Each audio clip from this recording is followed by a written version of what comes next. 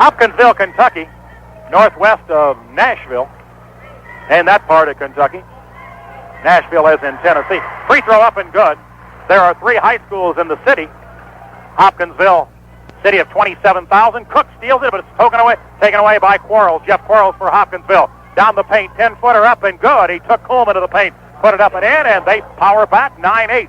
Lincoln lead, 2:30 remaining in this first quarter. Cook has the ball in the backcourt to Jason Jones. Jones the basketball to Joe Cook. Cook across the timeline, used it, ball on the floor. Cook picks it up, goes right side Coleman in the corner to Isles. Isles to Coleman. Coleman the basketball, goes in the corner. Isles fires on the way, air ball from 15. Rebound stolen by Cook, and he was fouled by Lange. Joe Cook stripped it away from Donnie Lange, the 6'5 junior, and Cook powered up and was fouled as he tried to make the basket. He'll shoot 2. Cook snuck around Lange underneath there after Lange took the rebound down, stripped it out of him, and as he was going up, Lange was all over him. At the line will be the senior, 6'2", Joe Cook. Fires on the way up and no good. Heel of the rim with 2:14 remaining. Both teams having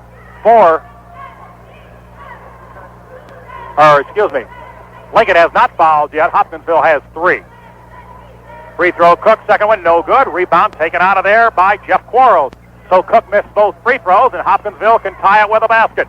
Quarles up the left side, and Jones comes from behind, tries to steal it, and loses the ball out of bounds. Great defense there by Jones. He just was a little bit too close to the end line. He wasn't able to get control of the ball before it went out of bounds. David Brown, the basketball for Hopkinsville. Right corner, Donnie Lange. Lange out in front to Jeff Quarles. Quarles looks, lob pass inside. Isles comes, good defensive play. Donnie Isles pokes it away, and Lincoln picks up the loose ball. Isles did a good job on defense there. Usually you're going to have a player come on the back of an offensive player when trying to knock that ball away. He did a good job to avoid contact. Jason Jones brings the ball in the front court, goes in the corner to Isles. Left side, 18 feet away. Bingo. Lincoln on top, 12-8. Isles just snuck around the pick, got the cross-court pass. They try the pass to Lange, and Mike Thomas intercepts. And here comes Lincoln back, up by 4, can make it by 6. Cook goes in the left corner, use the dribble, goes to Jones. Cook is open, doesn't take it, steps in. Now he does. Going to be short. Cook his own rebound up and good. Cook did a good job following his shot. I noticed he was doing that against King real well the other night, too. Right there, he took his shot, missed it, came right back with it, and got an easy 2. David Brown, the basketball, goes ahead to Jeff Quarles. Quarles for Hopkinsville. They're down by 6 with 1:04 remaining in the first quarter. David Brown, the basketball, down the paint, gets away, 10-footer, going to be high off the glass, up and in. 14-10, under a minute remaining in the first quarter. Clock is in the red, Lincoln by 4. Jones across the timeline to Isles. Isles double-teamed, in trouble, goes to Jason Jones. Jones left side to Cook. Cook the basketball, goes to Coleman. Coleman to Cook. Joe Cook on the left wing, goes out in front to Jason Jones. Jones the basketball, right side Donnie Isles. Isles the basketball, looks in the right corner to Jones. Jones looks out in front, shot on the way. Cook is no good. Rebound taken out of there by Hopkinsville. And stolen by Cook, but he lost it out of bounds. Rebound taken by Jeff Quarles. Brad Seitzer into the ball game for Lincoln. Jeff Coleman sits down. And Kenny Quarles into the ball game for Hopkinsville. Ken Quarles, a 6-foot junior, and sitting down is a 5'10 senior David Brown. So Quarles and Quarles at the guard. This one's Jeff Quarles. Jeff used it, got to Kenny Quarles. Quarles, left side Lange, 15-footer baseline, no. Rebound battle for. Hopkinsville gets it, loses it, out of bounds. It'll be Lincoln ball. Again, players laying all over the floor. 14-10 score, 11 seconds remaining in this first quarter. At Kiel Auditorium in St. Louis, the 7-up shootout. Hope you're enjoying it. This is WESZ, Lincoln, Illinois. Cook the basketball. Goes up the right side, throws it across court to Isles. 18-footer, Donnie, is it? No good. Rebound. That's the end of the quarter. Lincoln on top, 14-10. We'll be back. Champion Federal for the financial help you need. Champion Federal has good news about IRAs.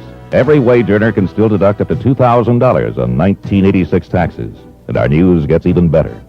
Now you have more choices than ever for investing your IRA funds at Champion Federal for 1986 and for maturing investments.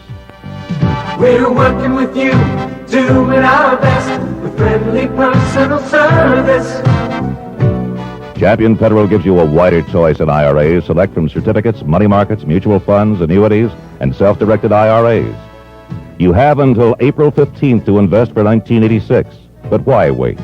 Make the most of this opportunity to save on taxes and plan for the future with an IRA from Champion Federal. Champion Federal Financial. We're Champion Federal Financial. Champion. Sam Adonia back here with Vince Rainforth. Our first quarter, Lincoln on top, 14-10. Vince, bring us up to date in scoring.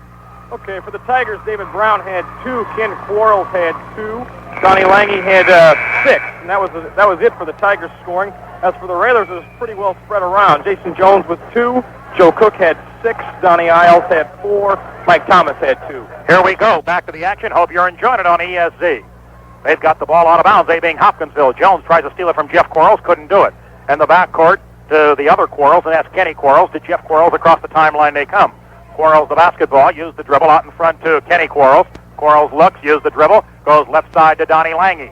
Lange to Jeff Quarles, top of the ring, in trouble, 15-footer fires, no good, battle rebound, Thomas rips it out of there for Lincoln. Outlets pass to Jones, Jones across the timeline quickly for the Rail Splitters. So they set it up and run the offense. Right side, Donnie Isles, in the corner to Seitzer. Isles, top of the circle, inside Thomas, 8-foot turnaround glass, good, and Lincoln on top by 6, 16-10. I don't think they're going to stay with us, Vince. I don't think they are either. They were okay as long as they were playing a controlled offense. They're trying to run a little bit, and they're not quite as patient. And they call Lincoln on the first foul, and I think they're going to call it on Jason Jones. Yes, he was reaching in. Lincoln had Hopkinsville cross the half-court line. They tried to trap Quarles in the corner, and Jason got caught for reaching in. Lincoln 6 for 14 in the first quarter for 42%. Hopkinsville 5 for 10, 50%.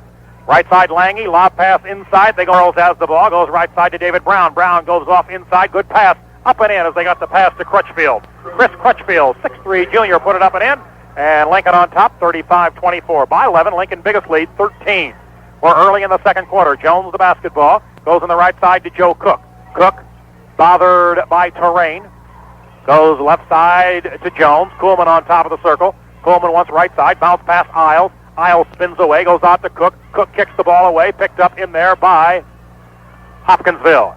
Here comes Chris Crutchfield quickly up the right side, goes down the lane to Terrain, lays it up way off balance, and Thomas the rebound. Not a good shot by Terrain. Hopkinsville, they got the ball back. They had a chance to start something going, and once again they started forcing it inside. The only way they're going to contend with Lincoln is if they slow it down and have a more controlled offense. Jones has the ball in the front court for the Rail Splitters. Goes to Isles. Isles doesn't look inside the paint. Now he does. Goes in the left corner to Cook. Cook the basketball out on the wing. Lincoln by 11 in the basketball early in the third quarter. Isles on the wing, 30 feet away, goes to Jones, 16 feet. Jones, yes, Jason got the roll on the lip and rolled downtown.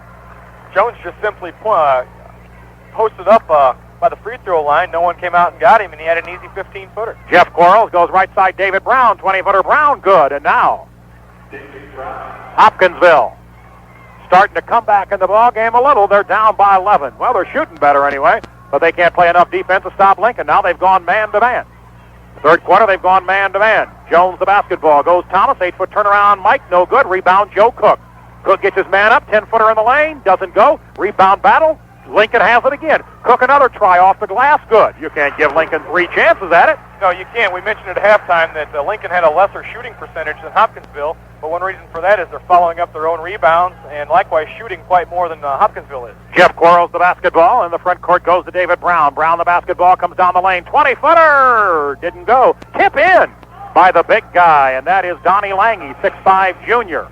Lange did a good job of placing himself inside on those boards. Lincoln usually does a good job of blocking out. Somehow he snuck around a rail splitter there and was able to tap it back in. Cook has the ball, goes to Isles. He's posted up, goes inside Thomas. Thomas, 8-foot turnaround, drops it in.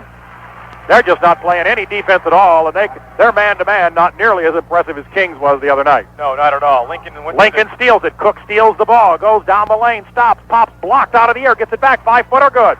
He had it blocked by Brown. He got it back, put it right back in the hall, and Lincoln with their biggest lead, 43-28 over Hopkinsville, Kentucky. Well, I know you're going to say that they're missing 2 of their best players. Cook steals it again behind the back, spins, great pass, and he gave it off inside to Jones, and jump ball. What a pass by Joe Cook. He electrified the crowd. You heard the oohs and ahs. Joe Cook just made a pass they were talking about the other night on halftime of a Bulls game. Is that a lot of the pros are starting to go with the blind pass. Cook just made a blind pass, and he connected on it. Behind the back blind pass. Terrain has the ball as Jones was tied up, jump ball, but as he tried to shoot after the pass from Cook, and it was alternate possession to Hopkinsville. Brown, 20-footer, doesn't go, and nobody there for the rebound but Lincoln. Here comes Cook back the other way, 4:30 remaining. Cook's the basketball. Hopkinsville going to send in somebody as a substitute. We'll check it in a minute. Jones out in front, guarded by Brown. Left side, Thomas. Thomas down the lane, lays it up. No, he's fouled. Vince Rainforth, be quite honest, Hopkinsville has run up the surrender flag. Yes, they have. They're starting to reach far on their bench. They're putting on a smaller person right here. We don't have a name for him down here. Well, check with the PA. Looks like Alex Kruger, possibly. They never did say. I don't know if that's Kruger or not. That's who we're going to say it is, and see what happens. Free throw by Thomas is up, and Joyner. Jeff Joyner, number 14. He's not on the roster. Free throw by Thomas is good. One more coming for Mike Thomas. Lincoln by 16. Lincoln by 17. Thomas did an excellent game show. And, Coach, first of all, feels a lot better than last Saturday, I'll tell you. Well, Coach, I'll tell you what, I cannot believe how we dominated. Yeah, we're live. Oh, okay. I can't believe how we dominated that basketball game. I'll tell you, it ended up being a fun night after about the first quarter, and didn't those quarters fly by?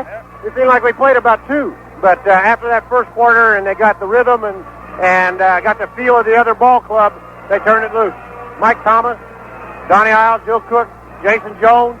Well, they played a super ball game out there. Lauren, I know you kept it quiet about all their injuries, but you couldn't keep it very quiet. The players knew. Well, we kept it to the point where we wanted them to realize they had good athletes all the way up and down that line.